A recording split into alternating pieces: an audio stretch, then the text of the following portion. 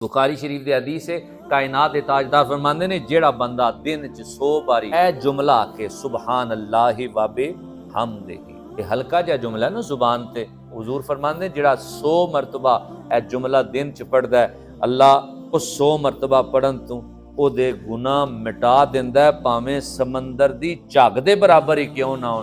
कसरत नाल भी गुनाह कीते ने, तुसी रब दी पाकी बयान करना शुरू कर दो, अल्लाह तुहाडे गुनाह मिटाना शुरू कर दे। और सुबहान अल्लाह एदा माना की है पाक है।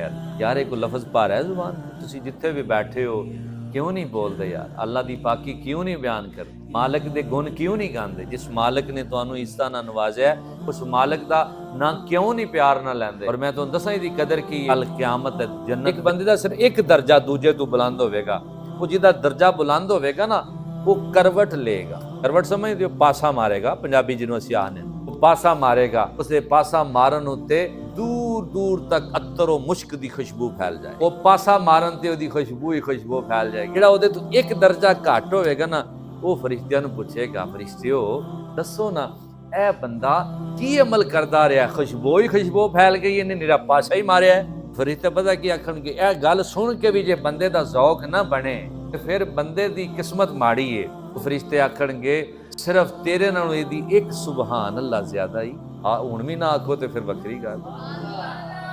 तेरे नालों ऐस बंदे दी जिहदी खुशबू पूरी जन्नत विच अगे पिछे फैलदी पई है, तेरे नालों सिर्फ इन्ना क फर्क है कि इहने तेरे नालों ज्यादा एक बारी सुबहान अल्लाह पढ़े है ते इहनूं अल्लाह ने यह दर्जा अता कीता है। मैं ना इहदे तो फिर समझ जाना चाहिए है कि कोई लम्हा जाया करन वाला नहीं, कोई साह जाया करन वाली थावां नाल भी रब दी पाकी चलदी रवे।